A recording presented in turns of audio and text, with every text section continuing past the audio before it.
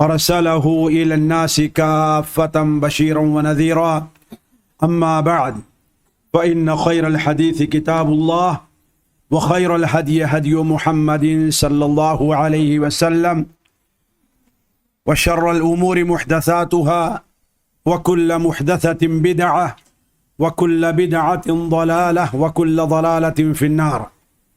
فأعوذ بالله السميع العليم من الشيطان الرجيم من همزه ونفخه ونفثه. بسم الله الرحمن الرحيم. إن الذين قالوا ربنا الله ثم استقاموا فلا خوف عليهم ولا هم يحزنون. أولئك أصحاب الجنة خالدين فيها جزاء بما كانوا يعملون. سبحانك لا علم لنا إلا ما علمتنا إنك أنت العليم الحكيم. رب اشرح لي صدري ويسر لي أمري واحلل عقدة من لساني يفقه قولي واحلل عقدة من لساني يفقه قولي. گرامی قدر صدر محترم معزز علماء کرام، پیارے بھائیوں اور بہنوں، آج اس فتنے کے دور میں انسان کے لیے اپنے دین کی، اپنے اخلاق کی اور اپنے معاملات جو شرعی اصول پر ہوں ان کی حفاظت ایک مشکل کام ہو چکا ہے۔ آج تقریباً وہ دور پہنچ رہا ہے جس سے متعلق نبی کریم صلی اللہ علیہ وسلم نے اس حدیث آپ صلی اللہ علیہ وسلم نے حدیث میں بیان فرمایا، وہ حدیث جو صحیح مسلم وغیرہ میں حضرت ابو ہریرہ رضی اللہ تعالیٰ عنہ سے مروی ہے، ان کے علاوہ حضرت ضحاک ابن قیس اور دیگر صحابہ سے بھی اس معنی میں متعدد حدیثیں مروی ہیں کہ آپ صلی اللہ علیہ وسلم نے ارشاد فرمایا، بادروا بالاعمال فتنہ، اے لوگو ایسے فتنے ظاہر ہونے سے پہلے جلدی جلدی جو عمل کرنا ہے کر لو۔ وہ فتنے جو اندھیری رات کے تاریک ٹکڑوں کے طریقے سے ہوں گے۔ اگر انسان کسی اندھیری رات میں چل رہا ہے، اس کے پاس روشنی نہیں ہے یا روشنی ہے مگر ہلکی ہے، اگر مناسب روشنی نہیں ہے تو اس کے خطرے میں پڑنے، کسی گڑھے میں گر جانے، کسی درخت اور دیوار سے ٹکرا جانے، کسی زہریلے جانور کے اوپر پیر رکھ دینے، مختلف قسم کے خطرات کو خطرات سے اس کا سامنا پڑتا ہے۔ تو ایسا چلنا انسان کے لیے بڑا ہی خطرناک ہوتا ہے، لہذا یہ کہا جاتا ہے کہ اندھیرا ہونے سے پہلے پہلے اپنے گھر پہنچ جاؤ، اندھیرا چھا جانے سے پہلے پہلے اپنی منزل تک پہنچنے کی کوشش کر لو۔ یہی چیز آپ صلی اللہ علیہ وسلم نے ارشاد فرمائی، بادروا بالاعمال فتنا كقطع اللیل المظلم، ایسے فتنے ظاہر ہونے سے پہلے جو اندھیری تاریک رات کے ٹکڑوں کے طریقے سے ہوں، یصبح الرجل فیہا مؤمنا ویمسی کافرا ویمسی مؤمنا ویصبح کافرا، عیاذا باللہ۔ صبح کو انسان مومن رہے گا، شام ہوتے ہوتے وہ کفر کی وادی میں جا گرے گا، شام کو مومن رہے گا اور صبح ہوتے ہوتے وہ کافر بن جائے گا۔ ایسے فتنوں کے ظاہر ہونے سے پہلے نیک عمل کرنے کی نبی کریم صلی اللہ علیہ وسلم نے ترغیب دی، کیونکہ ایسے وقت میں جب فتنے ظاہر ہو جاتے ہیں تو انسان کے لیے نیک عمل کرنا مشکل ہوتا ہے، انسان کے لیے نیک عمل انجام دینا ایک مشکل ترین مسئلہ ہو جایا کرتا ہے۔ اسی لیے نبی کریم صلی اللہ علیہ وسلم نے ان ایام کے آنے سے پہلے یا ان ایام کی خطرناکی بیان کرتے ہوئے آپ صلی اللہ علیہ وسلم نے ارشاد فرمایا، یاتی علی الناس زمان، لوگوں پر ایک ایسا وقت آ رہا ہے، ایسا وقت آئے گا، الصابر فیہم علی دینہ کالقابض علی الجمر، اس زمانے میں اگر کوئی آدمی اپنے دین کے اوپر ثابت قدم رہتا ہے، صبر کر لیتا ہے، تو اس کی مثال ایسی ہے کہ گویا انسان اپنے ہاتھ میں انگارے کو پکڑے ہوئے ہے، علماء اہل علم اس حدیث سے متعلق ایک نکتہ بیان کرتے ہیں کہ آپ صلی اللہ علیہ وسلم نے یہ نہیں بیان فرمایا کہ وہ انگارے ہاتھ پر رکھے ہوئے ہیں، بلکہ آپ نے کیا بیان فرمایا؟ انگارے کو وہ اپنے ہاتھ میں مٹھی میں پکڑے ہوئے ہے۔ اس کا فائدہ کیا ہے؟ فائدہ یہ ہے کہ انگارے کو اگر ایسے چھوڑ دیا جائے، جہاں ہاتھ کو جلائے گا ویسے ہی وہ گھبرائے گا، ادھر ادھر ہاتھ کو جھٹکے گا تو گر کر کے دوسرے چیزوں کو بھی جلا دے گا۔ لیکن اگر انگارے کو ہاتھ میں کوئی انسان پکڑ لے، تکلیف ضرور ہوگی، مشکل پیش آئے گی، لیکن اس کا نتیجہ یہ نکلے گا اپنے ہاتھ کو جلا کر کے اپنے پورے جسم اور ماحول کو وہ بچا لے گا، پورا جسم اس کا جلنے نہیں پائے گا۔ تو آپ صلی اللہ علیہ وسلم نے بیان فرمایا کہ ایک وقت ایسا آنے والا ہے کہ ایک شخص کے لیے اپنے دین کے اوپر قائم رہنا، اس کی مثال ایسی ہے کہ گویا وہ اپنے ہاتھ میں آگ کے انگارے پکڑے ہوئے ہے۔ ایک دوسری حدیث میں آپ صلی اللہ علیہ وسلم نے ارشاد فرمایا فَإِنَّ مِن وَرَائِكُمْ أَيَّامًا الصَّبْرُ فِيهَا مِثْلُ الْقَبْضِ عَلَى الْجَمْرِ، تمہارے بعد یعنی صحابہ کرام کے بعد ایسے ایام آ رہے ہیں کہ ان ایام میں اگر کوئی آدمی اپنے دین پر، دینی معاملات پر، عبادات کے اوپر صبر کرتا ہے اور صبر سے دین کی باتوں پر عمل کرتا ہے تو گویا وہ اپنے ہاتھوں میں انگارے پکڑ رہا ہے۔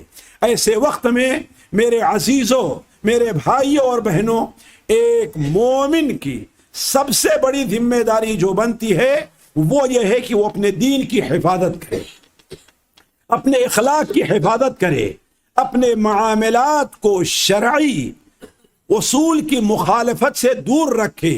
ایسے وقت میں ہر شخص کی یہ ذمہ داری بنتی ہے۔ اسی کو دوسرے الفاظ میں ہم یہ کہہ سکتے ہیں کہ اپنے دین پر، اپنے اخلاق پر اور شرعی اقدار و کردار کے اوپر وہ ثابت قدم رہے اور جمع رہے۔ یہی چیز ہے ساتھیو استقامت، جس کی حدیث کے اندر اور قرآن مجید میں بڑی اہمیت بیان کی گئی ہے۔ چنانچہ اللہ تبارک و تعالی نے اور نبی کریم صلی اللہ علیہ وسلم نے استقامت کو کامیابی کا زینہ قرار دیا ہے۔ ساتھیو میں تو کہتا ہوں صرف دینی معاملات میں نہیں، دنیاوی معاملات میں بھی وہی انسان کامیاب ہوتا ہے جو استقامت اور ثابت قدمی اختیار کرتا ہے۔ ہم نے خصوصاً سعودیہ کے اندر اس بات کا مشاہدہ کیا ہے کہ ہمارے جنوب اور کیرلا سے آنے والے جو لوگ ہوتے ہیں ایک معمولی لیبر کی شکل میں آتا ہے، حتیٰ کہ ایک شخص فیملی ڈرائیور کی شکل میں آتا ہے۔ آج تک ہم نے کسی اس علاقے کے رہنے والے شخص کو اپنے سیٹھ اور اپنے کفیل سے اختلاف کرتے نہیں دیکھا۔ ہوتا کیا ہے، 1 سال 2 سال 3 سال 4 سال 5 سال سب کچھ برداشت کر کے، چھوٹی تنخواہ پر صبر کر کے وہ انسان اس کی خدمت کرتا ہے، اور ہم نے اپنی آنکھوں سے کئی ایک کو دیکھا ہے کہ 6-7 سال کے بعد ایک دکان کے مالک بن جاتے ہیں۔ اس کے برخلاف ہمارے شمال اور اس طرف کے لوگ جب دیکھیے اپنے کفیل سے، اپنے سیر سے لفڑا کھڑا کیے ہوئے ہیں، نتیجہ کیا نکلتا ہے کہ 15 سال حتیٰ کہ 30 سال تک فیملی ہی ڈرائیور رہتے ہیں اور وہیں سے اپنے گھر واپس آ جاتے ہیں، اس لیے کہ اس شخص نے صبر اور ہمت سے کام نہیں لیا ہے۔ تو کہنے کا مطلب یہ ہے کہ استقامت جو ہوتی ہے یعنی اپنے موقف کے اوپر جمے رہنا، یہ انسان کی کامیابی کی ضمانت ہے۔ اللہ تبارک و تعالیٰ ارشاد فرماتا ہے یا ایھا الذین آمنوا اصبروا وصابروا ورابطوا واتقوا اللہ لعلکم تفلحون۔ اگر تم کامیابی چاہتے ہو تو تمہیں یہ 4 کام کرنا ہوگا۔ میں چاروں باتوں پر تفصیل سے گفتگو نہیں کرتا ورنہ بات لمبی ہو جائے گی۔ اللہ تعالیٰ فرماتا ہے اصبروا، تم صبر کرو، صابروا جمے رہو، اور لوگوں کو اس کی صبر کی تلقین بھی کرتے رہو۔ اصل مجھے جو بیان کرنا ورابطوا، تم مرابطہ اس کا معنی کیا ہوتا ہے؟ ایک موقف ہے، جیسے ایک فوجی جو ہوا کرتا ہے جسے سرحد کی نگرانی کے لیے پر رکھ دیا جائے، وہ کس طریقے سے مستعدی کے ساتھ وہ نگرانی کرتا رہتا ہے، ایسے تم رابطو، یہی چیز استقامت ہے۔ واتقوا اللہ، اللہ سے ڈرو، لعلکم تفلحون۔ ساتھیو میں اپنے رشتہ دار اور قریبی ایک عورت کو جانتا ہوں کہ اس نے اپنی ددیا ساس سے یہ سن لیا تھا کہ جو شخص اپنے بیٹے کو حافظ قرآن بناتا ہے، چونکہ عورتوں سے متعلق گفتگو ہو رہی تھی اس لیے میرے ذہن میں بات آئی تو میں یہ بات کہہ دے رہا ہوں، اور اس کا تعلق استقامت سے بھی ہے۔ اس نے سن رکھا تھا کہ جو شخص اور جو عورت اپنے بیٹے کو قرآن مجید کا حافظ بناتی ہے، اللہ تبارک و تعالی قیامت کے دن اس کے سر پر تاج رکھے گا۔ وہ اتنی ان پڑھ تھی، اتنی لا علم تھی کہ وہ تاج کو سمجھ نہیں پائی۔ وہ کہتی تھی، ہم لوگوں سے بیان کیا کہ اللہ کے رسول صلی اللہ علیہ وسلم کا فرمان ہے کہ اس کے سر کے اوپر ٹوپی رکھی جائے گی، یعنی اسے یہ بھی علم نہیں تھا کہ تاج اور ٹوپی میں کیا فرق ہے۔ اس نے یہ فیصلہ کر لیا تھا کہ مجھے اپنے بچے کو حافظ قرآن بنانا ہے۔ اس کا بچے کو میں اچھی طریقے سے جانتا ہوں، اور آج بھی میرے اور میرے بچوں کے کانٹیکٹ میں وہ شخص ہے۔ اگر کسی قسم کی ریا اور نمود کا معاملہ نہ ہوتا تو میں اس کا اور مجھ سے کیا رشتہ ہے یہ بیان کر دیتا اس بچے کا۔ چنانچہ اس کی ماں نے یہ سوچ لیا، لیکن اللہ کا کرنا یہ کہ بچہ پیدا ہوا، 5-6 سال ہو جانے کے بعد بدماش قسم کا تھا، شریر قسم کا بچہ تھا۔ ماں باپ کے کنٹرول میں آئے ہی نہ کسی طریقے سے۔ ماں اسے لے جاتی، مدرسے میں بیٹھاتی، دوسرے دن لڑائی کر کے بھاگ کے چلا آتا، دوسری جگہ لے جاتی، بھاگ کر کے چلا آتا، اور جو سامان وہ غریب عورت تیار کر دیتی وہ بھی وہیں پہ چھوڑ کر کے چلا آتا، وہ بھی نہیں لے کر کے آتا۔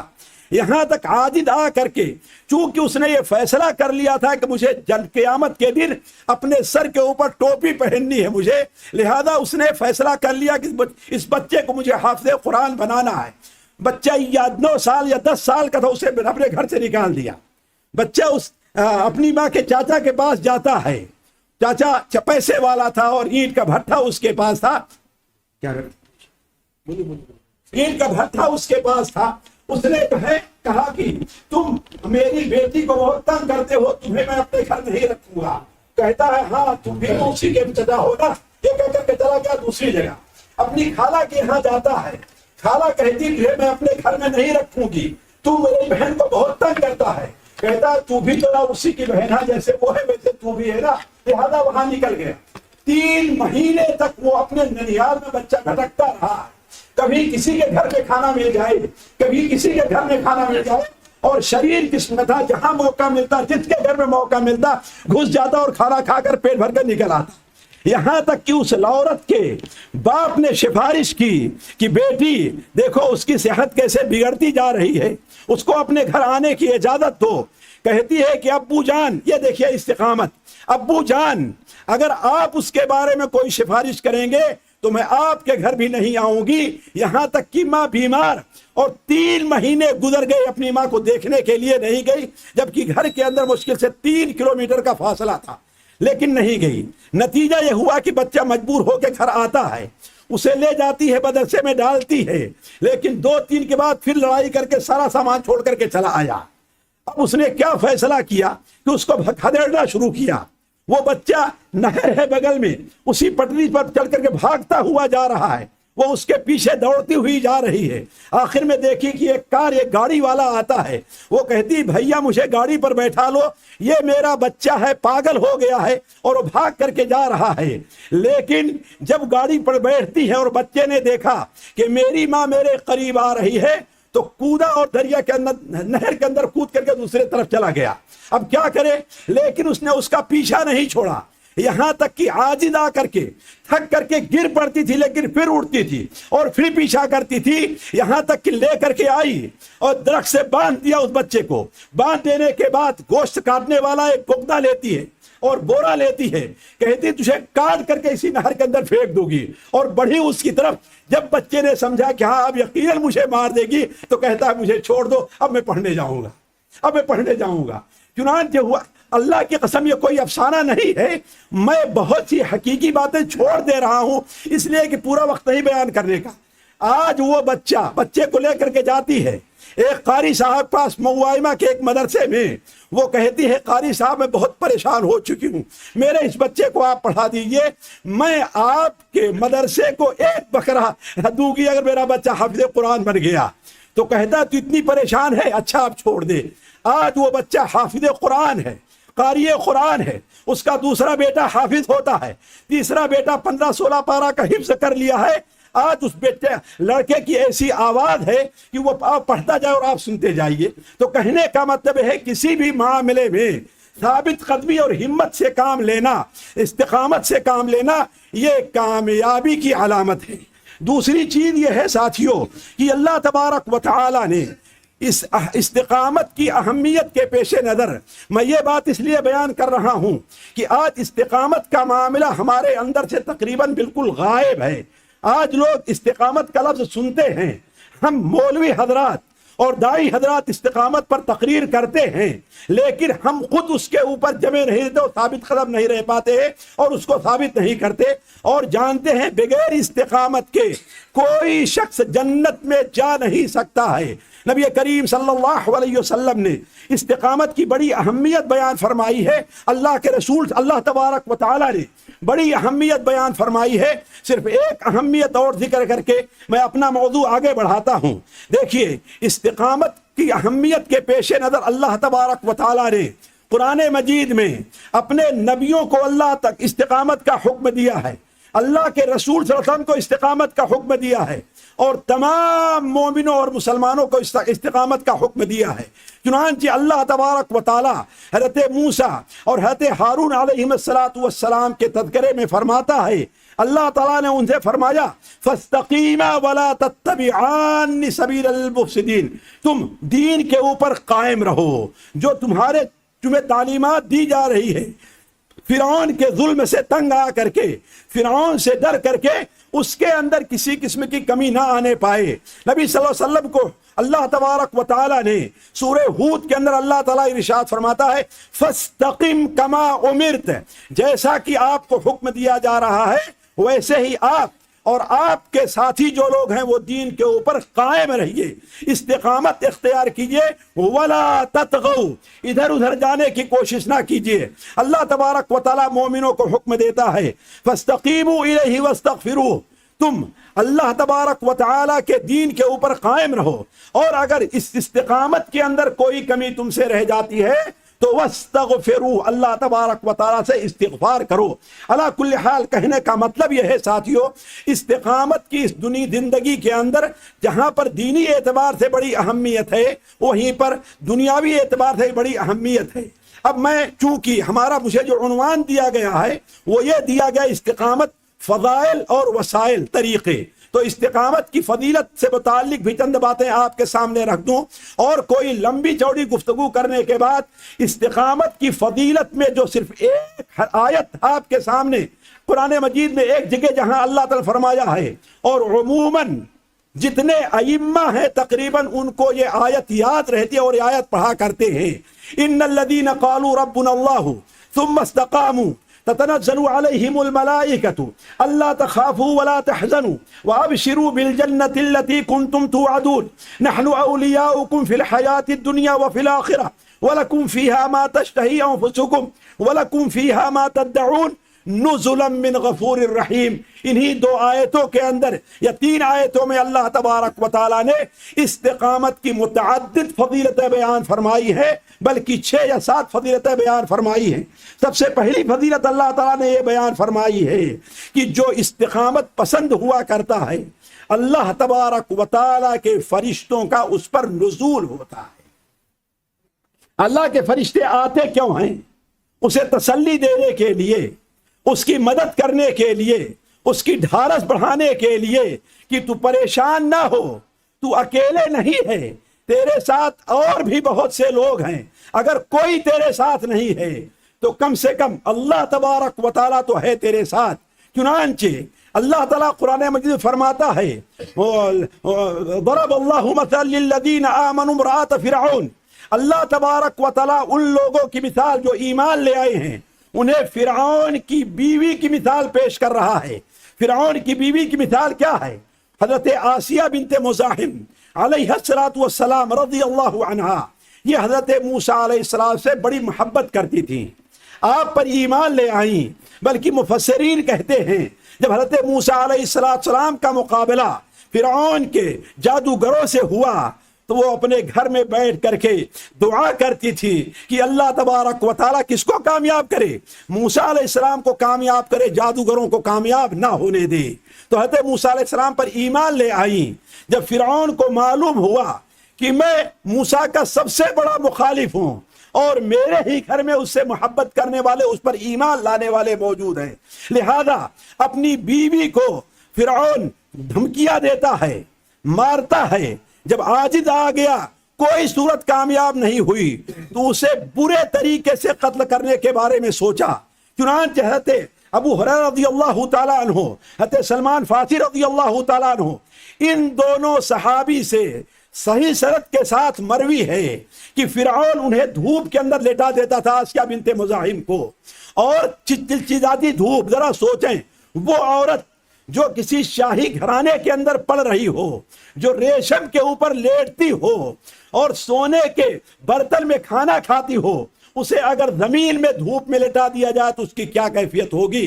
اور صرف اسی پر بس نہیں کیا فرعون بدبخت نے ان کے دونوں ہاتھوں کے اوپر میخ گار دی اس طرف پھونٹیاں تاکہ وہ حرکت نہ کرنے پائیں، اور اسی پر بس نہیں کیا، انہیں مارا جاتا، انہیں اذیت پہنچائی جاتی۔ ایسے موقع پر وہ ثابت قدم کیسے رہی ہیں، کیسے اللہ تعالیٰ نے ان کی مدد کی ہے؟ مفسرین لکھتے ہیں، حضرت سلمان فارسی رضی اللہ بیان فرماتے ہیں کہ حضرت جبرائیل علیہ السلام نے اللہ تبارک و تعالیٰ کی طرف سے ان کو آ کر کے ان کے سامنے جنت میں اللہ نے جو ان کے لیے گھر رکھا تھا اس پردے کو ہٹا دیا، اور وہیں لیٹے لیٹے جنت میں جو ان کا مقام ہے وہ دیکھ رہی ہیں۔ تتنزل علیہم الملائکۃ الا تخافوا ولا تحزنوا، ایسے لوگوں پر فرشتوں کا نزول ہوتا ہے۔ تو انہوں نے جب جنت میں اپنا مقام دیکھ لیا کہ اللہ نے مجھے جنت میں یہ مقام دیا ہے، تو کیا کہتے ہیں؟ رب ابن لی عندک بیتا فی الجنہ ونجنی من فرعون وعملہ ونجنی من القوم الظالمین۔ اے اللہ تبارک و تعالی، وہ جو گھر آپ نے مجھے دکھایا ہے اس گھر کو سنوار دیجئے میرے لیے، اور البتہ یہ بات ضرور ہے، فرعون ظالم سے اور اس کی ظالم فوج سے آپ مجھے نجات دے دیجئے۔ چنانچہ فرعون جب عاجز آ گیا تو انہیں بری طریقے سے قتل کرنے کے لیے لوگوں کو حکم دیا کہ ایک بڑی چٹان اٹھاؤ اور چٹان کو اس کے اوپر دے مارو تاکہ وہ کچل جائے اور اس کی روح نکل جائے۔ لیکن اللہ تعالیٰ اپنے مومن بندوں کی مدد کرتا ہے۔ حضرت سلمان فارسی بیان کرتے ہیں، ادھر سے چٹان نیچے آ رہی ہے اور ادھر سے ان کی روح اوپر کی طرف جا رہی ہے۔ جو چٹان گرتی ہے تو بے روح لاش پر گرتی ہے، انہیں کوئی تکلیف نہیں ہوتی۔ تو کہنے کا مطلب یہ ہے ساتھیوں کہ تتنزل علیہم الملائکہ، جو لوگ ثابت قدمی، ہم بھی اگر یہ ثابت قدمی دکھائیں دین کے اوپر استقامت، تو اللہ تعالی ہماری بھی یہ مدد کر سکتا ہے۔ دوسری فضیلت اللہ تعالی نے یہ بیان فرمائی کہ اللہ نے انہیں جنت میں داخلے کی خوشخبری دی ہے۔ نہیں، اللہ تبارک و تعالی نے انہیں موت اور اس کے بعد آخر تک، یعنی موت کے وقت بھی، قبر میں بھی اور حشر کے میدان میں بھی انہیں کسی بھی قسم کا غم لاحق نہیں ہوگا، انہیں کوئی فکر نہیں ہوگی، اس دنیا سے جانے کی انہیں کوئی پرواہ نہیں ہوگی۔ اسی لیے ساتھیوں دیکھیں، آپ صالحین کے قصے پڑھیں تو دنیا سے جاتے ہوئے وہ کس قدر ثابت قدمی کا مظاہرہ کرتے ہیں، حتیٰ کہ ان کے چہرے کے اوپر مسکراہٹ بھی دکھائی دیتی ہے۔ نشان مرد مومن بات گویم، ایک مرد مومن کی نشانی یہ ہے کہ چمر گایت تبسم بر لبے موت، جب اس کو موت آتی ہے تو اس کے چہرے کے اوپر مسکراہٹ رہا کرتی ہے۔ جیسا کہ نبی کریم صلی اللہ علیہ وسلم کی حدیث ہے کہ آپ صلی اللہ علیہ وسلم نے ارشاد فرمایا، جب مومن کی موت، صحیح موت کی علامت یہ ہے کہ مومن کے چہرے پر مسکراہٹ آ جاتی، لیکن مسکراہٹ آتی کیوں ہے؟ اس لیے کہتے برا ابن عازب کی وہ حدیث جو سنن ابو داؤد، مسند احمد اور دیگر کتب حدیث بڑی تفصیل کے ساتھ ہے، اس کے اندر ہے کہ اللہ تبارک، اللہ کے رسول نے ارشاد فرمایا، جب مومن کی موت کا وقت قریب ہوتا ہے تو ملک الموت اور اچھے فرشتے جنت سے ان کے لیے خوشبوئیں لے کر کے، جنت سے بہترین کفن لے کر کے آتے ہیں، اور ملک الموت کے ساتھ جو فرشتے ہوتے ہیں تا حد نظر وہاں پر بیٹھ جاتے ہیں اور کہتے ہیں، یا ایتھا النفس المطمئنہ اخرجی، اے مطمئن روح، اللہ تبارک و تعالیٰ کی رحمت اور اس کی رضامندی کی طرف نکل جا۔ تو جب یہ کہا جاتا ہے تو مومن کو بڑی خوشی ہوتی ہے اور اس کے چہرے پر مسکراہٹ آ جایا کرتی ہے۔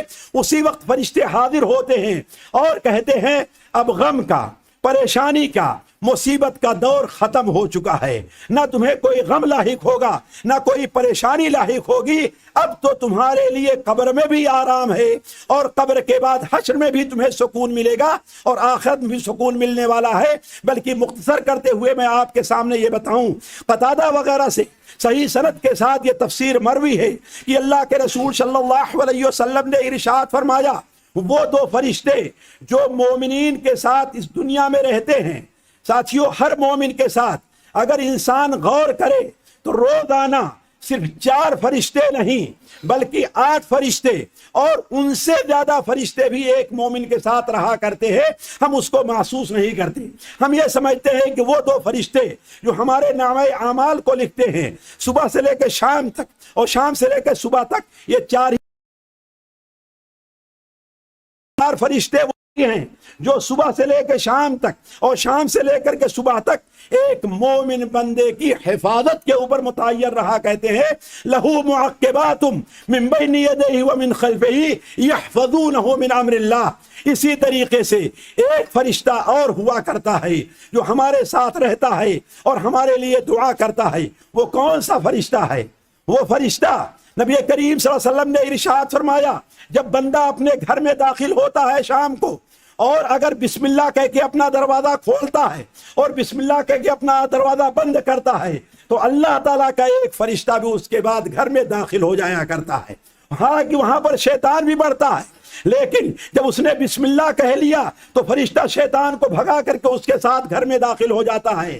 لیکن اگر اللہ کا نام نہیں لیا، بسم اللہ کہہ کے دروازے کو نہیں کھولا، نہ بسم اللہ کہہ کے دروازے کو بند کیا، تو اس کے ساتھ شیطان جو ہوا کرتا ہے وہ فرشتے کو بھگا کر کے گھر میں اس کے ساتھ داخل ہو جایا کرتا ہے۔ لیکن اللہ تعالیٰ ایک مہلت اور دیتا ہے بندے کو، وہی فرشتہ اور وہی شیطان سونے کے وقت اس کے پاس آتے ہیں۔ جب بندہ اللہ تبارک و تعالیٰ کا نام لے کے سوتا ہے، خصوصاً باوضو ہو کر کے سوتا ہے، جیسے کہتے ہیں عبداللہ ابن عمرو بن عاص وغیرہ کی روایت ہے، تو اللہ تبارک و تعالیٰ کا فرشتہ اس شیطان کو ہٹا کر کے اس کے سراہنے بیٹھ کر کے اس کی نگرانی کرتا رہتا ہے، اور سراہنے بیٹھ ہی کر کے نہیں بلکہ بسا اوقات اس کے لحاف میں اس کے ساتھ رہتا ہے اور کہتا ہے اللہم اغفر لہ، اللہم ارحمہ، اے اللہ تعالیٰ اس کو بخش دے، اس کے اوپر رحم فرمایا، فَإِنَّهُ بَاتَ طَاهِرًا، اس لیے کہ اس نے پاک صاف اور باوضو ہو کر کے رات گزاری ہے۔ تو کہنے کا مطلب یہ ہے اللہ تبارک و تعالیٰ کے فرشتے بندے کے ساتھ زندگی میں بھی رہتے ہیں، موت کے وقت بھی آتے ہیں، قبر میں بھی ان کی مدد کرتے ہیں، اور جیسے ہی قبر سے نکلیں گے 2 فرشتے ان کے ساتھ آ جایا کرتے ہیں اور کہتے ہیں ہم دنیا میں تمہارے ساتھ تھے تو ہم آخرت میں بھی تمہارے ساتھ رہیں گے، یہاں تک کہ پل صراط پر گزار کر کے جب جنت میں داخل ہوتے ہیں تو صرف وہی 2 فرشتے نہیں بلکہ اور فرشتے داخل ہو کر کے والملائکۃ یدخلون علیہم من کل باب، فرشتے ان کے پاس ہر طرف سے داخل ہوتے ہیں اور کہتے ہیں سلام علیکم بما صبرتم فنعم عقبی الدار، جو تم نے صبر کیا اور استقامت اختیار کی اس کے عوض تمہارے لیے سلامتی ہے۔ تو عرض کرنے کا مقصد یہ ہے فرشتوں کا ساتھ ہوتا ہے اس دنیا میں بھی، دنیا سے جانے کے بعد بھی اور آخرت میں بھی۔ اسی طریقے سے اللہ تبارک و تعالی نے جو استقامت کی ایک فضیلت رکھی ہے کہ اللہ تبارک و تعالی بندوں کو اسی دنیا میں اور موت کے وقت انہیں جنت کی خوشخبری دیتا ہے، وَأَبْشِرُوا بِالْجَنَّةِ الَّتِي كُنْتُمْ تُوعَدُونَ۔ اسی طریقے سے اللہ تبارک و تعالی بندوں کو فرشتوں کے جیسا کہ بھی ہم نے بیان کیا فرشتوں کو ان کے ساتھ کر دیتا ہے جو مومن بندے کی طرف سے دفاع کرتے ہیں۔ اب اس موضوع کو یہیں پر رکھ کر کے میں اپنی بات آگے بڑھاتا ہوں، وہ یہ ہے جو سب سے اہم ہے ساتھیوں، اور میں چاہوں گا ہمارے بھائی اور بہن اس کے اوپر غور کریں، وہ یہ ہے کہ استقامت کی یہ اہمیت ہے، استقامت کی یہ فضیلت ہے، تو آخر یہ استقامت ہمیں حاصل کیسے، ہم اس نعمت کو حاصل کیسے کر سکتے ہیں، ہمارے اندر استقامت پیدا کیسے ہو، یہ بڑی اہم چیز ہے جس کے اوپر توجہ کرنی چاہیے۔ استقامت سے متعلق بہت سی باتیں ہیں جو میری کتاب جو استقامت سے مولانا نے چھاپا ہے ان کے اس میں دیکھی جا سکتی ہے، لیکن میں چند ضروری باتیں آپ کے سامنے رکھتا ہوں۔ استقامت آخر ہمیں حاصل کیسے ہو، یہ سب سے اہم چیز ہے۔ دیکھیے سب سے پہلی چیز یہ ہے ساتھیوں، اختصار کے ساتھ اگر آپ اسے جاننا چاہیں تو استقامت کے لیے ضروری یہ ہے کہ بندے کو جن باتوں پر استقامت اختیار کرنا ہے ان کے بارے میں صحیح علم اور اس کی صحیح معرفت ہونی چاہیے۔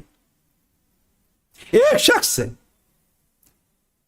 کوئی تجارت کرتا ہے، اس تجارت کے اوپر ثابت قدم کیوں رہتا ہے؟ اس لیے سمجھتا ہے کہ اس کا یہ فائدہ ہے، اچھی طریقے سے جانتا ہے۔ لہذا ہمیں دین اور دین کی باتوں پر جو استقامت اختیار کرنی ہے، ہماری بہن کو کیوں نہ ہو پردے پر استقامت اختیار کرنی ہی ہے۔ وہ یہ سمجھے کہ پردے کا فائدہ کیا ہے اور پردے کی اہمیت کیا ہے۔ یہی کیا کم ہے کہ اللہ تبارک و تعالی نے ایک مومن بندی کو پردے کا حکم دیا ہے۔ ہمارا ایک بھائی داڑھی رکھتا ہے لیکن نوکری نہیں مل رہی ہے، یا اس سے پہلے محترمہ نہیں پسند کر رہی ہے۔ ہمارے ایک شاگرد نے وہاں رہ کر کے ہم نے سمجھایا، الحمدللہ داڑھی رکھ لیے، اور یہاں پر واپس آئے انڈیا چھٹی، اور واپس جاتے ہیں دیکھتے ہیں داڑھی بڑی چھوٹی چھوٹی ہو گئی۔ یہ کیا ہوا بھائی، یہ کیا کیا؟ کہا کہ امی کو اور بیوی کو پسند نہیں ہے اس لیے ہم نے کٹا دیا۔ وجہ کیا ہے کہ وہ میرے کہنے میں جذبات میں آ کر کے انہوں نے رکھ تو لیا ہے، لیکن اللہ تعالیٰ کی اطاعت کی جو اہمیت ہونی چاہیے یہ ان کے سامنے نہیں تھی۔ تو کہنے کا مطلب یہ ہے کہ استقامت کے بارے میں معلومات، جن باتوں پر استقامت اختیار کرنا ہے، ایک مومن کو اگر یہ یقینی طور پر معلوم رہے کہ دنیا کا عذاب آخرت کے عذاب کے مقابلے میں بہت ہلکا ہے، اور ہمیں اگر دنیا کے اندر ہم نے یہ برداشت نہیں کیا، جیسے دنیا کے اندر اگر ہم نے صبح کی نیند کو قربان نہیں کیا تو آخرت میں ہمیں کیا ملنے والا ہے، ہمارا کیا حشر ہونے والا ہے۔ آخرت تو چھوڑ دیجئے، عالم برزخ میں ہمیں کیا ہونے والا ہے۔ نبی کریم صلی اللہ علیہ وسلم کو جیسا کہ صحیح بخاری کے اندر حدیث ہے حضرت سمرہ ابن جندب کی، اور معراج کے شب بھی آپ کو مشاہدہ کرایا گیا کہ آپ کا گزر کچھ لوگوں کے اوپر سے ہوتا ہے جن کے سروں کو پتھروں سے کچلا جا رہا ہے۔ ایک شخص زور کا پتھر مارتا ہے، سر ریزے ریزے ہو جاتا ہے، پتھر دور جاتا ہے، جا کر کے پتھر کو لے آتا ہے، اور جب پتھر کو لے آتا ہے تو اس کا سر پھر اپنی حالت پر واپس آ جاتا ہے، پھر اس کو مارتا ہے، یہی اس کا عمل جاری ہے۔ آپ نے پوچھا ہے جبرائیل یہ کون سے لوگ ہیں؟ تو جبرائیل نے فرمایا آپ کی امت کے یہ وہ لوگ ہیں کہ نماز کے لیے ان کا سر بھاری رہا کرتا، فجر کے لیے وہ اٹھتے نہیں تھے، فجر کے لیے بیدار نہیں ہوتے تھے۔ کیوں؟ آج کل جو یہ بدعت اور گناہ ہمارے اندر پھیلا ہوا ہے، عشاء کے بعد دیر تک بغیر کسی ضرورت کے جاگتے رہنا۔ بسا اوقات ایک صاحب ٹیلی فون کریں گے 11 ساڑھے 11 بجے، تو ایک صاحب سو گئے، اللہ کے بندے سونے کا وقت نہیں ہے تو کیا ہے یہ کون سا وقت ہے؟ سونے کا وقت نہیں ہے، ارے ابھی تو 11 بجے ہوئے ہیں۔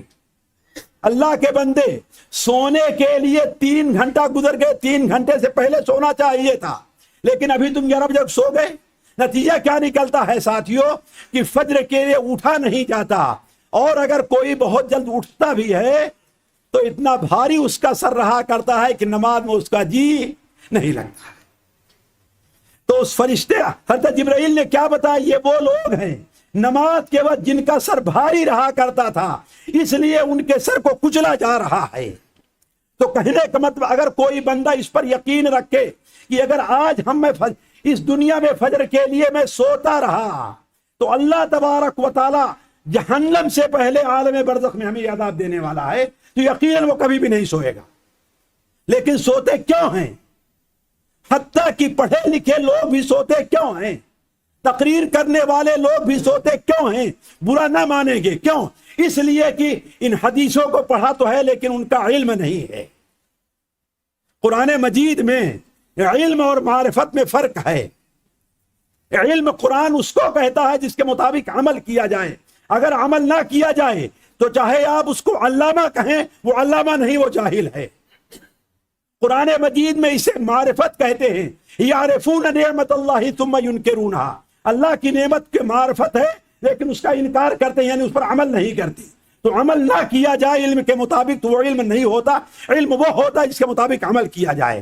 تو علی کل حال بات دوسری طرف نہ جائے. میں یہ کہہ رہا تھا استقامت اختصار کے ساتھ ہمارے اندر استقامت کیسے پیدا ہو. پہلی چیز یہ ہے کہ ہمیں دین اور جن باتوں پر استقامت اختیار کرنا ہے اس کی سچی معرفت اختیار کی جائے. اگر ہمیں معلوم ہو کہ دوپہر سے پہلے کوئی گراہک ہماری دکان پر نہیں آئے گا تو ہم بھی نہیں جائیں گے.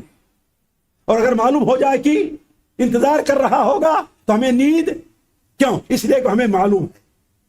تو ایسے اگر دین اور اس کی اہمیت، اس کے فضائل، اس کا ثواب ہم کو معلوم رہے تو ہمارے اندر کبھی سستی پیدا نہیں ہوگی. دوسری چیز، صرف علم ضروری نہیں ہے، اس کے ساتھ ظاہراً اور باطناً اس کے اوپر عمل کیا جائے.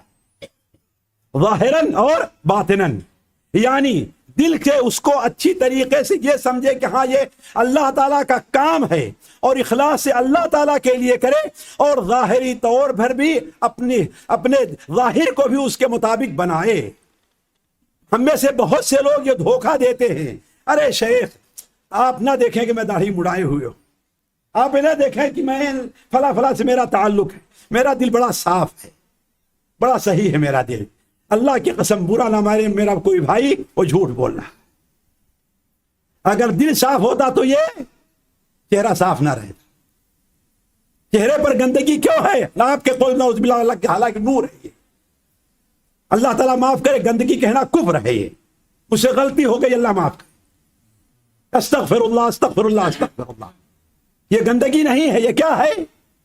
یہ نور ہے. لیکن جیسے لوگ کہتے ہیں، کہنے کا مطلب یہ ہے کہ اگر انسان کا دل صاف رہے تو ظاہر بھی اس کا صاف.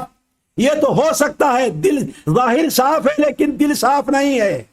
جس طریقے سے CID ہوتے ہیں، اپنا ظاہر بگاڑے رہتے ہیں اور اندر سے کچھ اور رہتے ہیں. یہ تو ہو سکتا ہے کہ انسان کا ظاہر صاف رہے لیکن دل صاف نہ ہو، لیکن یہ نہیں ہو سکتا کہ دل صاف ہو اور ظاہر صاف نہ رہے. میں یہ نہیں کہہ رہا ہوں، میرا فتویٰ نہیں ہے. نبی کریم صلی اللہ علیہ وسلم کی حدیث صحیح بخاری میں ہے، الا ان فی القلب لمضغہ اذا صلحت صلح الجسد کلہ واذا فسدت فسد الجسد کلہ. انسان کے جسم کے اندر ایک ٹکڑا ہے، اگر وہ بگڑ گیا تو پورا جسم بگڑ جایا کرتا ہے. اگر وہ بن گیا تو سارا دل، سارا جسم بن جایا کرتا ہے. تو ہمارے جس بھائی کے اندر یہ کوتاہی ہے، اس کا مطلب یہ ہے کہ اندر سے کوئی خرابی ہے جس کے اصلاح کی ضرورت ہے. تیسری بات یہ ہے کہ انسان بسا اوقات شرعی طور پر اپنے طور پر اچھا بن جاتا ہے لیکن اسلام اس کو اچھا قبول نہیں کرتا. ایک شخص ہے بہت نیک ہے، دیکھتا ہے کہ ایک آدمی بغل میں کھڑے ہو کر کے گالی دے رہا ہے، نظر نیچے کیا اور چلا گیا. ایسے ہمیں لوگوں سے کیا لینا دینا ہے؟ لوگ کیا کہتے ہیں؟ بڑا شریف آدمی ہے، کسی سے لینا دینا نہیں ہے. اللہ کے قسم شریف نہیں، وہ مجرم ہے. وہ مجرم ہے، اسے منع کرنا چاہیے تھا. ورنہ قیامت کے دن اللہ تعالیٰ اس سے پوچھے گا تمہیں روکا کیوں نہیں؟ اس من رأى منکم منکرا فلیغیرہ بیدہ. تم میں سے جو انسان منکر کو دیکھے اپنے ہاتھ سے منع کرے. اگر ہاتھ سے نہ ہو سکے تو زبان سے منع کرے. اگر زبان سے نہ ہو سکے تو کم سے کم. لیکن یہ پکا ایمان نہیں ہے، یہ سب سے کمزور درجے کا ایمان ہے. اور اگر ہمارا دوست بنا رہے، ہنس کر کے ہم اس سے باتیں کریں، اس کے ساتھ ہنسی مذاق چل رہی ہے، تو اس کا مطلب ہے کہ ہمارے دل میں ایمان نہیں رہ گیا. اس کا مطلب ہے کہ دعوت دے. اور تیسری چیز یہ ہے کہ اسی پر ثابت قدم رہ جائے. اور یہی 4 باتیں ہیں جس کا ذکر اللہ تبارک و تعالیٰ نے سورہ عصر میں کیا ہے. والعصر ان الانسان لفی خسر الا الذین آمنوا وعملوا الصالحات وتواصوا بالحق وتواصوا بالصبر. یہ اختصار کے ساتھ اور تھوڑی تفصیل کے ساتھ. پہلی چیز یہ ہے انسان، ساتھیوں، انسان اپنی توحید کو خالص کرے. میرا مسئلہ نہیں ہے لیکن اور لوگوں کو بھی تو مسئلہ ہے نا. سوانا چلے ٹھیک ہے. توحید کو خالص کیا جائے. میرے عزیزوں، میرے دوستوں، میرے بھائیوں اور میرے بہنوں، میرے اللہ کی قسم اس وقت توحید کے بارے میں بڑی کوتاہی ہے. ہم لوگوں سے بھی جو توحید کے دعوے دار ہیں ان کے اندر بھی توحید متعلق بڑی کوتاہی. اب آپ کہیں گے کیوں؟ اس لیے کہ ہم نے توحید کے ایک پہلو کو لیا ہے اور کتنے پہلوؤں کو چھوڑا ہوا ہے. وہ کیسے؟ سمجھنے کی کوشش کریں. توحید زبان سے لفظ توحید ادا کرنے کا نام نہیں ہے، ورنہ ہر انسان لا الہ الا اللہ پڑھا کرتا ہے. بڑے اختصار کے ساتھ میں آپ کے سامنے بیان کروں. توحید یہ ہے کہ اللہ تعالیٰ کو 4 چیزوں میں اکیلا جانا جائے. 4 چیزوں میں اللہ کو اس کی ذات میں تنہا مانا جائے، اللہ کو اس کے حقوق میں تنہا مانا جائے، اللہ کو اس کے کاموں میں تنہا مانا جائے، اور اللہ کو اس کے اسماء و صفات میں تنہا مانا جائے. یہ 4 چیزیں ہیں. میں چاروں کی وضاحت نہیں کرتا، صرف ایک کی.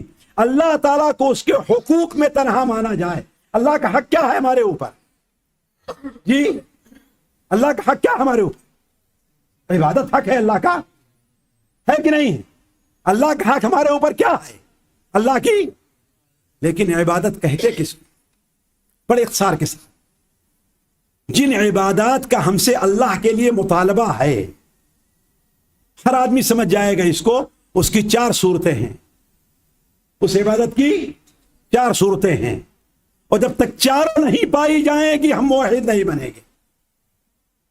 وہ 4 صورتیں کیا ہیں؟ کہ ہم دل کی عبادت صرف اللہ کے لیے رکھیں. جی غور کریں گے. ہم دل کی عبادت کس کے لیے؟ اللہ کے لیے.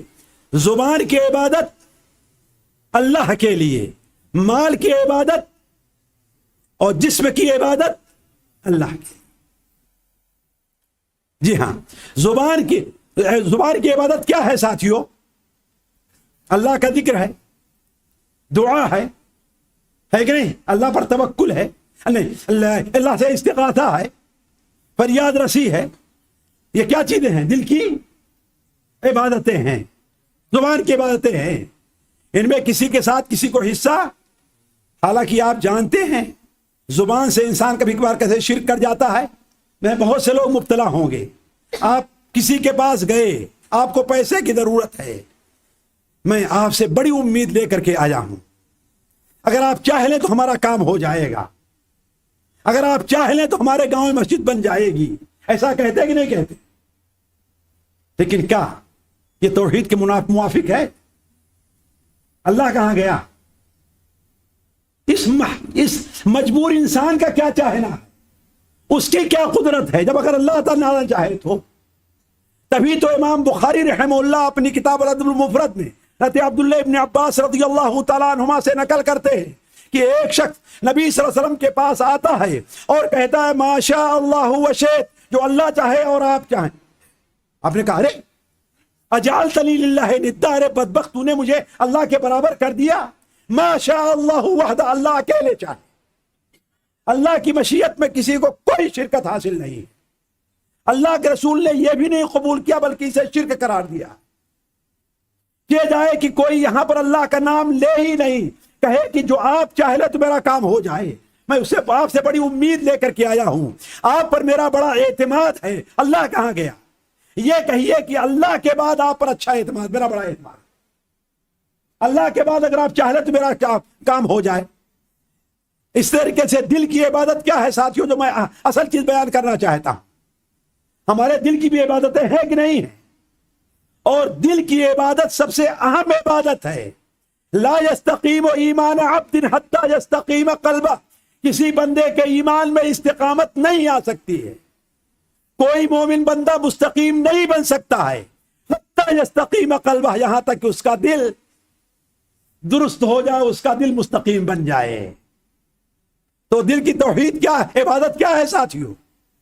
جی محبت دل کی عبادت ہے، خوف دل کی عبادت ہے، امید دل کی عبادت ہے، توکل دل کی عبادت ہے، یقین دل کی عبادت ہے۔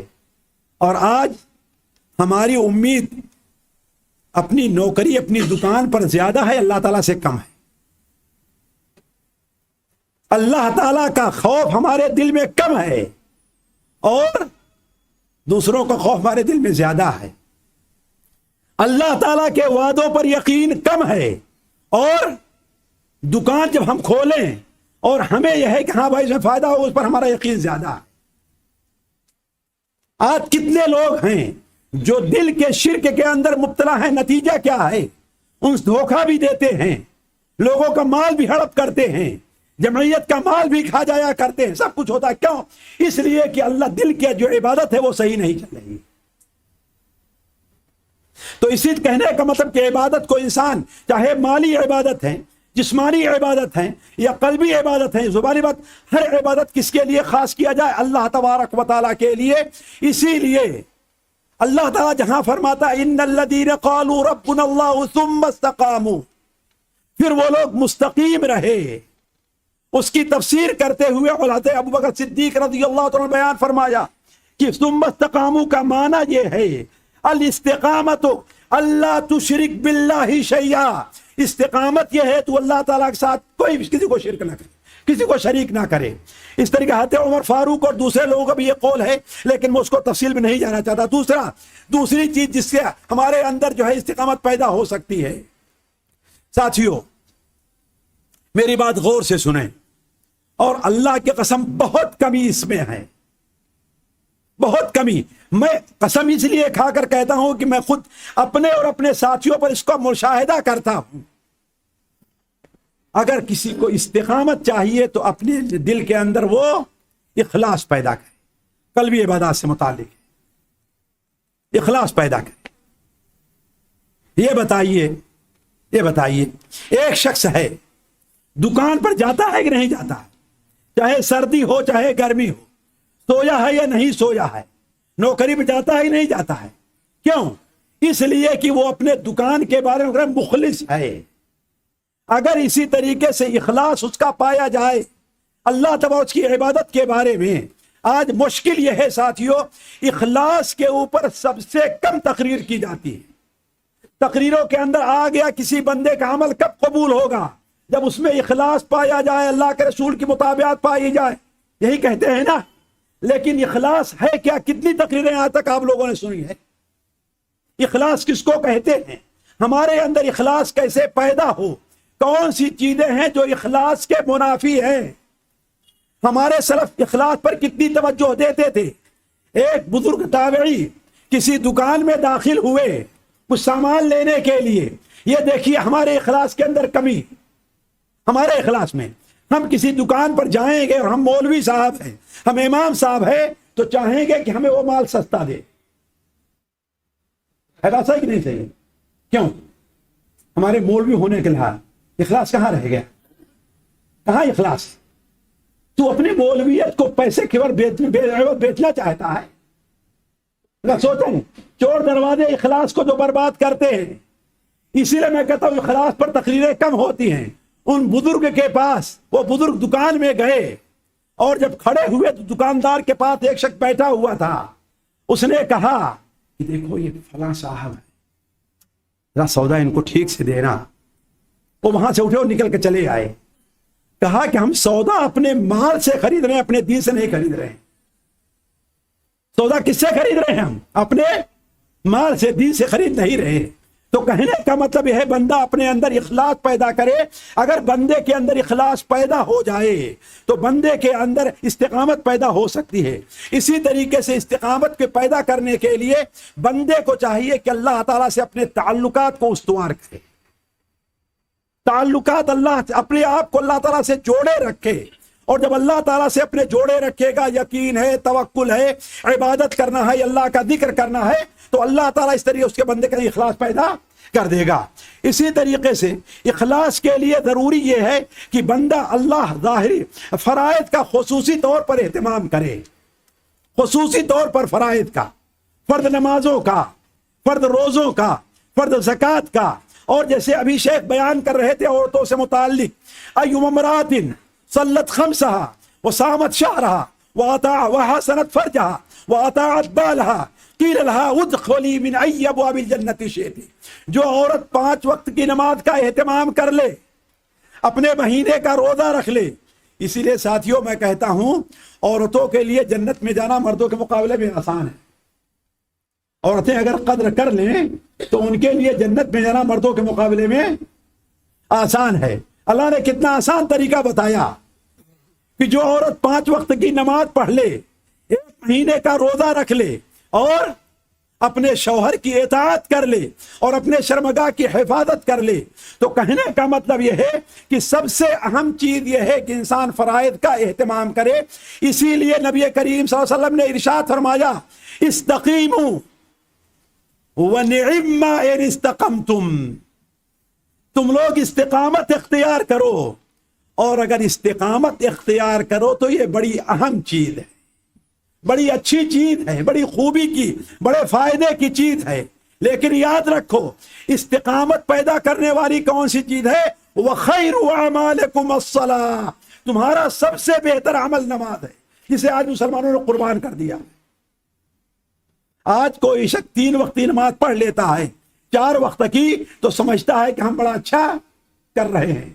اللہ کی قسم بے نمازی ہے وہ نمازی نہیں ہے. 3 وقت کی 4 وقت کی 3 وقت کی پڑھتا ہے. اس لیے کہ اسلام کے جو رکن ہیں کئی نمازیں ہیں جی. کسی بلڈر سے آپ کہیے کہ ایک انجینئر سے ٹھیکیدار سے کہیے کہ میرے لیے ایک گھر بنا دو، اس نے 4 دیواریں بنائی، چھت چھوڑ دیا، تو آپ اسے گھر کہیں گے قبول کریں گے؟ جی قبول کریں گے؟ کیوں بھائی 4 دیواریں بن گئی ہیں. یا وہ 3 دیواریں بنائے، چھت ڈال دے، 1 دیوار نہ ڈالے، تو اسے آپ قبول کریں گے؟ پیسہ دے گا اس کا؟ کیوں بھائی؟ وہ کہے گا کہ 3 تو تیار ہے نا، 1 ہی تو باقی ہے. آپ کہیں گے اس سے کیا فائدہ ہے؟ نہ چور سے حفاظت ہے، نہ کتے سے حفاظت ہے، نہ سردی اور گرمی سے. کیا کروں گا اس کو لے کر کے؟ تو آپ اپنے لیے تو نہیں پسند کرتے، اللہ کے لیے پسند کرتے ہیں کہ اللہ آپ کی 4 نمازیں قبول کر لے، 5 کی 5 چاہتے ہیں اللہ قبول کر لے، اللہ کے وہ بھی قبول نہیں ہو. تو آپ نے بیان فرمایا وَخَيْرُ أَعْمَالِكُمُ الصَّلَاةُ وَلَا يُحَافِظُ عَلَى الْوُضُوءِ إِلَّا مُؤْمِنٌ. اور وضو پر مومن عبادت کرتا ہے. اسی طریقے ساتھیوں ایک اور چیز ہے جس سے استقامت بندے کے اندر پیدا ہو سکتی ہے، اور وہ یہ ہے کہ بندہ اپنی زبان کی حفاظت کر لے. بہت آسان سمجھتے ہیں لوگ زبان کو، حالانکہ آپ صلی اللہ علیہ وسلم نے متعدد جگہ بیان فرمایا کہ استقامت کے لیے زبان کی حفاظت ضروری ہے. لا يستقیم ایمان عبد حتی یستقیم قلبہ ولا یستقیم قلبہ حتی یستقیم لسانہ. کسی بندے کے اندر استقامت، اس کا دین درست نہیں ہو سکتا یہاں تک کہ اس کا دل درست ہو جائے، اور اس کا دل اس وقت تک درست نہیں ہوگا جب تک کہ زبان درست نہ ہو. اس لیے آپ لوگ زبان کی حفاظت بڑی تقریر سنتے ہوں گے نا کہ جب صبح کا ہوتی ہے تو تمام اعضاء زبان سے عاجزی کرتے ہیں، درخواست کرتے ہیں کہ تو ہماری سردار ہے، اگر تو درست رہی سال بھر ہمارا معاملہ بھی درست ہوگا، اور تو بگڑ گئی تو سارا معاملہ بگڑ جائے گا. اسی طریقے سے استقامت کیسے پیدا ہوگی؟ ہم قرآن مجید کی تلاوت کریں، اور قرآن مجید کی تلاوت خصوصاً تدبر اور اخلاص کے ساتھ کریں. کیوں ساتھی؟ اس لیے کہ اولاً قرآن مجید برکت والا ہے. قرآن مجید بندہ پڑھتا ہے تو اللہ تعالیٰ اس کے اوپر برکت نازل کرتا ہے. جس کے اندر استقامت نہ ہو وہ اس نیت سے قرآن پڑھے کہ اس کا استقامت پیدا ہو جائے. ایک چیز. دوسری چیز، قرآن مجید میں استقامت کا حکم ہے، اور جب مومن بندہ جو اللہ اور قرآن پر ایمان رکھتا ہے جب وہ پڑھے گا تو سوچے گا استقامت ہے کیا، جب اپنے استقامت پیدا کرے. اور تیسری جو سب سے اہم ہے، اللہ تعالیٰ نے قرآن مجید میں جو لوگ استقامت پر رہے ان کے واقعات بیان کیے ہیں، اور جو استقامت سے ہٹ گئے ان کے واقعات بیان کیے. مثال کے طور پر اللہ تعالیٰ نے استقامت پر رہنے والوں میں اصحاب اخدود خندق والوں کا قصہ بیان کیا ہے نا. اس نوجوان کی استقامت دیکھیے، استقامت پر رہا، پورا شہر مسلمان ہو گیا. اور اسی استقامت، اسی خندق والے میں اس عورت کا بھی قصہ ہے، اس عورت کا بھی قصہ ہے کہ سب کو خندق میں ڈالا جا رہا تھا، اس کے گود میں ایک بچہ تھا، گود میں بچہ تھا، وہ جب اس کے کودنے کا موقع آیا تو اپنی محبت میں نہیں، بچے کی محبت پہ پیچھے ہٹتی ہے۔ لیکن اللہ تعالیٰ اپنے مومن بندوں کی مدد کیسے کرتا ہے؟ اللہ تعالیٰ اس دودھ پیتے بچے کو گویائی دیتا ہے اور کیا کہتا ہے، اے ماں تو حق کے اوپر ہے، کود جا اس آگ کے اندر۔ تو بندہ جب قرآن مجید میں جو استقامت پر رہنے والوں کے واقعات پڑھے گا تو وہ سوچے گا میں بھی ایسے کروں تاکہ اللہ تعالیٰ ہمیں بھی اس نعمت سے نواز دے۔ اسی طریقے سے جو استقامت پر نہیں ہیں، اللہ نے ان کی بری مثال بیان کی، بری مثال بیان کی، جیسے کتے کی مثال بیان کی ہے۔ کوئی کتا بننا چاہے گا؟ گدھے کی مثال بیان کی ہے اللہ تعالیٰ نے، مثل الذین حملوا التوراۃ ثم لم يحملوها كمثل الحمار يحمل اسفارا۔ جن لوگوں کو تورات دی گئی، تورات کو یاد کیا، تورات کو پڑھے، پھر اس کے مطابق عمل نہیں کیا، ان کی مثال اس گدھے کی ہے جس کے اوپر کتابیں لاد دی گئی ہیں۔ تو گدھے کو کوئی فائدہ ہوگا کتابوں سے؟ اور بلا وجہ کا وہ کیا کرے گا؟ بوجھل رہے گا۔ امام ابن کثیر رحمہ اللہ اس آیت کی تفسیر میں کہتے ہیں جو قرآن کو پڑھے اور جو قرآن کو یاد نہ کرے، اس امت کا آدمی، اس کی مثال بھی گدھے جیسی۔ تو قرآن مجید میں اللہ تعالیٰ نے استقامت پر اختیار کرنے والوں کی اچھی مثال دی ہے اور جو استقامت اختیار نہ کرے اس کی بری مثال دی ہے۔ اسی طریقے سے ساتھیوں، استقامت کے لیے ضروری ہے صرف دو بات، ایک نیکوں کی صحبت اختیار کریں۔ نیکوں کی صحبت بڑی اہم چیز ہے۔ اللہ کی قسم آپ لوگ یہاں بیٹھے ہیں، ابھی استقامت پر تقریر سن رہے ہیں، تو ہر آدمی چاہے گا نا کہ استقامت اس کے اندر پیدا ہونا، چاہے گا ہی نہیں چاہے گا؟ اور اگر سڑک پر ہوتا تو یہ جذبہ پیدا ہوتا؟ یہ نیکوں کے ساتھ بیٹھنے کی یہ برکت۔ اسی لیے اللہ تعالیٰ نے قرآن مجید میں صرف اشارہ کر رہا ہوں، وہ 3 صحابی جو غزوہ تبوک میں حاضر نہیں ہو سکے تھے، ارادہ تھا لیکن استقامت کا مظاہرہ نہیں کیا اور پیچھے رہ گئے، ان کا واقعہ بیان کرنے کے بعد اللہ تعالیٰ فرماتا ہے یا ایھا الذین آمنوا اتقوا اللہ وکونوا مع الصادقین، اے ایمان والو اللہ تعالیٰ سے ڈرو، وکونوا مع الصادقین، اور نیکوں کی صحبت اختیار کر۔ نیکوں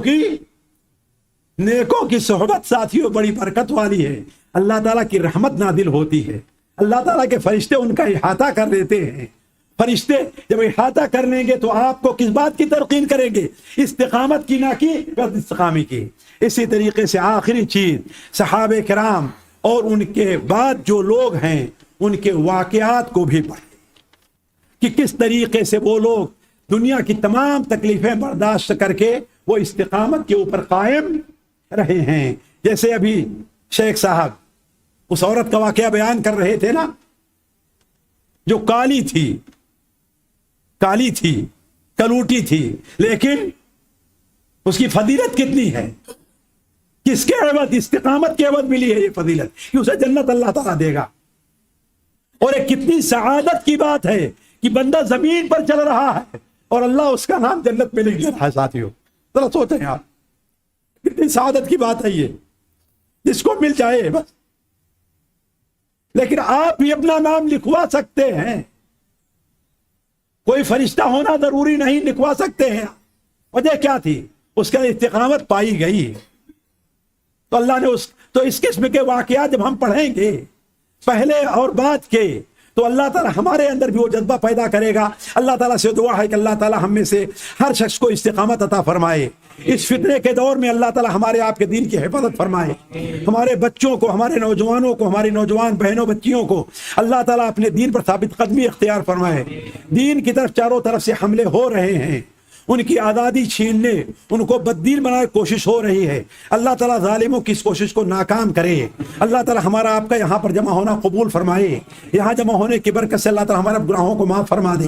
اللہ تعالیٰ ہمیں جو پریشان حال ان کی پریشانی کو دور فرمائے، جو بیمار ہیں انہیں شفا عطا فرمائے، جو کسی بھی قسم کی حاجت مند ہے اللہ تعالیٰ ان کی حاجت کو پوری فرمائے.